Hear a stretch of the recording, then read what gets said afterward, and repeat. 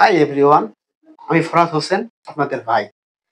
আজকে এসেছি আমরা আমার বন্ধুর রুম চেঞ্জ করার জন্য।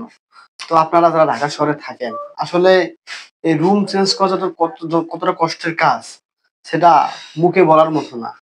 ঘরে ভাবে জিনিস নাই, তারপরেও অনেক জিনিস বের হয়। তো বন্ধু, আজকে তো রুম চেঞ্জ করতেছি, আমরা কি কারণে রুম চেঞ্জ করতেছি আসলে? বন্ধু, এই তো এক বাসায় অনেকদিন থেকে আছি। হ্যাঁ, এখন অফিস দূর হয়ে যায়, এই জন্য আরো কাছে যাইতেছি অফিসে।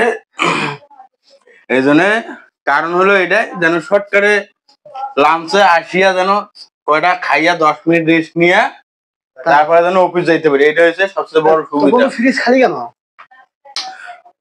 বন্ধু, মাস শেষ প্রথম কথা, দ্বিতীয় কথা হচ্ছে রুম পাল্টাইতেছি। হ্যাঁ, যদি ফ্রিজ ভর্তি করে মাল রাখি তখন কিন্তু ফ্রিজটা নিয়ে যেতে কষ্ট হইব।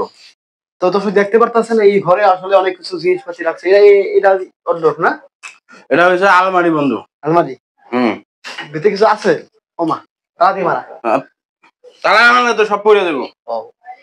কত কথা। তো দর্শক দেখতে পারতেছেন ঘরে ভর্তি জিনিস।